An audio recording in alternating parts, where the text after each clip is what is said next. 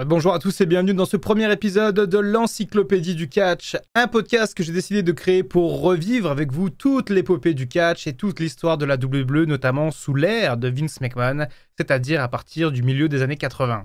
Une première expérience du coup de podcast pour moi, une série de podcasts qui va aller du coup de 1984 jusqu'à 2022, donc il va y avoir pas mal d'épisodes normalement. Et clairement, je vais pas vous mentir, je me suis pas mis de barrière particulière ni de temps limite. Les épisodes dureront le temps qu'ils vont durer. Et bien entendu, comme on sera sur un format année par année au niveau des épisodes, eh bien il y a quelques épisodes qui seront forcément un peu plus longs que les autres. Et j'aimerais également que ce podcast arrive sur des plateformes de streaming comme Spotify ou bien Deezer, mais pour le moment, il est en exclusivité sur YouTube. Installez-vous confortablement, je vous emmène avec moi découvrir l'histoire passionnante de la WWE. Et en guise de premier épisode, je pense qu'il est nécessaire de poser le contexte, avant de partir dans l'exploration détaillée de l'histoire de cette compagnie légendaire. Et les origines de la WWE remontent aux années 1950. Le 7 janvier 1953 notamment, puisque c'est ce jour-là que le premier spectacle de la Capital Wrestling Corporation a été produit. Et oui, le tout premier nom de la WWE a été Capital Wrestling Corporation. Et les sources sont incertaines concernant l'identité du fondateur de cette compagnie. Et l'hésitation porte surtout sur Roderick Jesse McMahon, qui est décédé un an plus tard en 1954. Ou alors sur son fils Vincent James McMahon. Alors oui, vous l'aurez compris, ici on parle bien du grand-père et du père du Vince McMahon que l'on connaît maintenant. La Capital Wrestling Corporation, autrement appelée la CWC, fait alors partie à l'époque de la National Wrestling Alliance, une organisation légendaire qui existe toujours maintenant, qu'on appelle fréquemment NWA. Mais ce qu'il faut surtout retenir, c'est qu'entre les années 50 et les années 80, l'ancêtre de la WWE n'était qu'un territoire de catch parmi tant d'autres, et notamment un territoire influent du côté du nord-est des États-Unis. Vincent James McMahon et Toothmont étaient alors les deux gérants de l'entreprise. Ils ont connu un grand succès et ils ont rapidement contrôlé environ 70% du booking de la NWA. Et ce, en grande partie grâce au fait qu'ils dominaient largement le catch dans le nord-est des États-Unis. Mais en 1963, McMahon et Mount ont eu un différend avec la NWA au sujet de Nature Boy Buddy Rogers. En effet, le tout premier Nature Boy de l'histoire était alors le premier champion du monde poids lourd de la NWA, un titre qui était le plus prestigieux à l'époque dans le monde du catch. Sauf que pour les officiels de la NWA, Rogers était bien trop affilié à McMahon et ça posait pas mal de problèmes. De plus, Buddy Rogers passait son temps à défendre du côté de New York, ce qui a fini par déplaire à la NWA qui était à la base un organe national. Et la compagnie a alors demandé à Rogers d'abandonner le titre à Luthez en 1963. L'affaire fait grand bruit et Capital Wrestling Corporation quitte la NWA pour devenir la World Wide Wrestling Federation, autrement appelée WWF. Et oui, il y avait 3 W à l'époque. Et d'ailleurs, Buddy Rogers est le tout premier champion de cette WWF, mais il va très vite perdre son titre face à Bruno Sammartino qui va ensuite connaître un règne légendaire. Et puis en 1971, Toothmont quitte la compagnie et Vince McMahon Sr. prend alors le contrôle total. Une période prospère pour McMahon qui voit de nombreuses stars émerveiller le public nord-américain. Et parmi les premiers champions notables, on peut notamment citer Bruno Sammartino, Bob Backlund ou encore Pedro Morales. Et d'ailleurs, la formule qui fonctionnait le mieux à l'époque, c'était tout simplement de mettre le champion Bruno Sammartino face à un heel, un méchant, le tout dans le main event au Madison Square Garden de New York.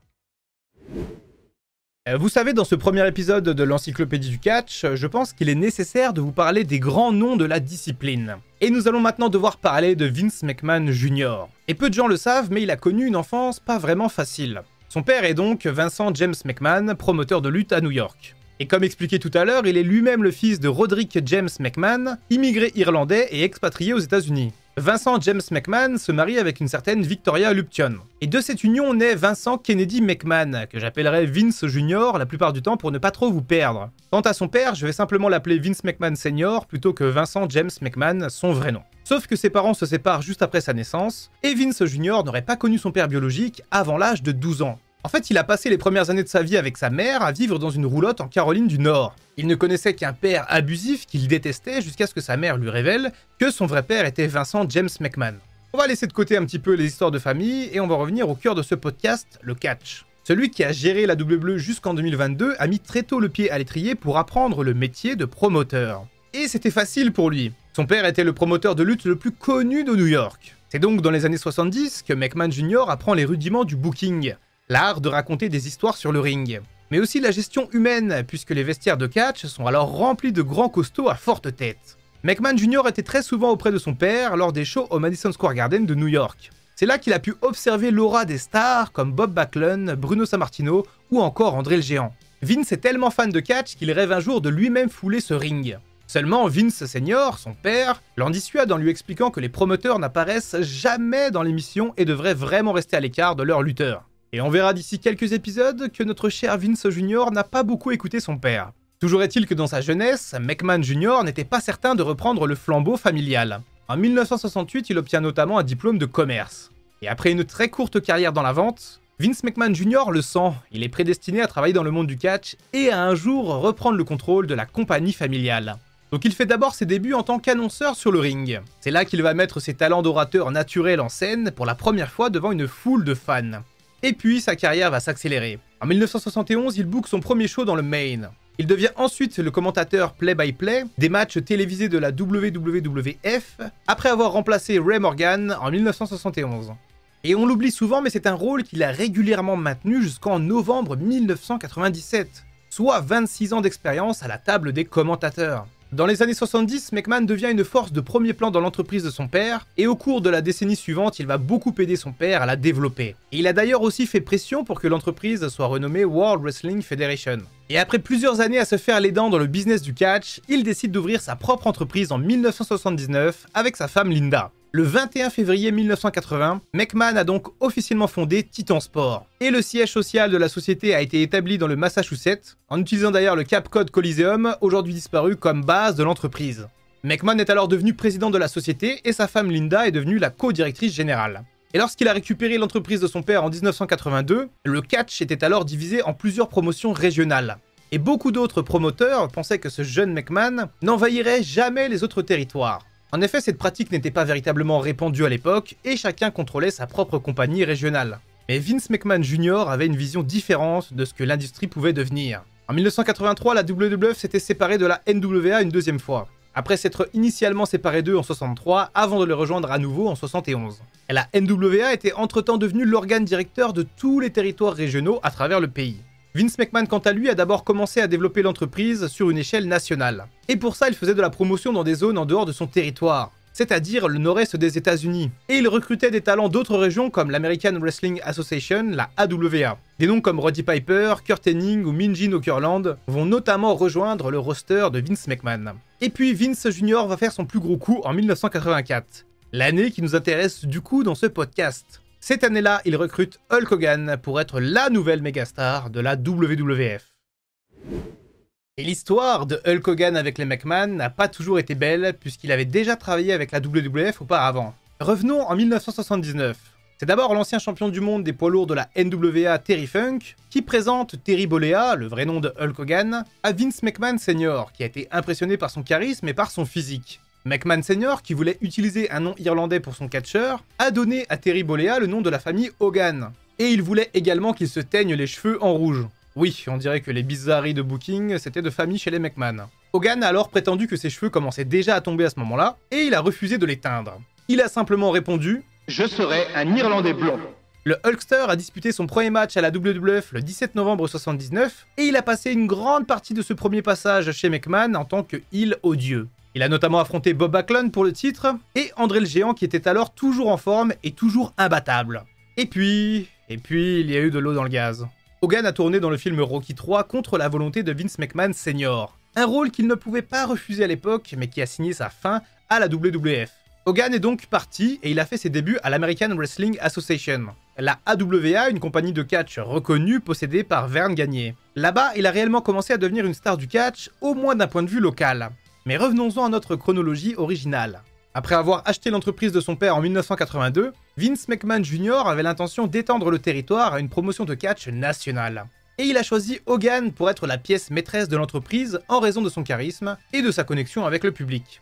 Hulk Hogan a donc fait son retour à la WWF en décembre 83, lors d'un enregistrement télévisé à Saint-Louis dans le Missouri. Et dès janvier 84, Hogan a confirmé son statut de favori de la foule. En effet, la plupart des fans de la WWF à l'époque ignoraient son nouveau rôle de babyface depuis 1981 et pensaient que c'était toujours un super vilain.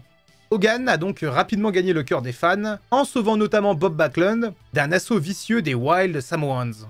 D'ailleurs, ce changement d'attitude a été expliqué simplement aux fans par Bob Backlund. Écoutez les gars, il a changé ses habitudes. C'est maintenant devenu un homme formidable. Une bien belle promo. Et puis, tout s'est emballé. Fin janvier 84 toujours, Hogan a été mis dans une histoire autour du titre majeur face au champion l'Iron Sheik. Et puis, c'est l'explosion. Hulk Hogan devient le premier homme à sortir du Camel Clutch, la prise de finition du Sheik qui n'avait jamais été brisée jusqu'alors. Et devant une foule du Madison Square Garden en ébullition, Hogan terrasse son adversaire et devient champion de la WWF pour la première fois de sa carrière. Après cette victoire extraordinaire, le commentateur de l'époque, Goroya Monsoon, a proclamé « Hulkamania is here !» C'était les débuts de la Hulkamania.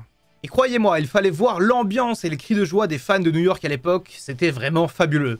La Hulkamania naît donc le 23 janvier 1984, et on verra dans les prochains épisodes de ce podcast qu'elle va durer pendant un bon petit moment. Et d'ailleurs, dès 84, les fans de Hogan sont renommés les Hulkamaniacs. Vince McMahon Jr. va particulièrement bien se servir de Hogan et de son aura, pour que les fans aient un véritable sentiment d'appartenance à cette Hulkamania. Hogan, quant à lui, exposait ses motivations de grand gentil.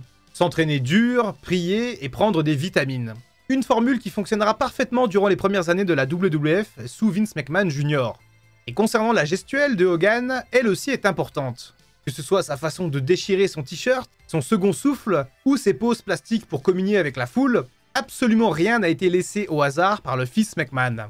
D'ailleurs, anecdote amusante, il y a eu quelques tensions à l'époque entre la WWF et l'entreprise Marvel, puisque Hulk Hogan avait quelques similitudes avec l'incroyable Hulk selon les dirigeants de Marvel.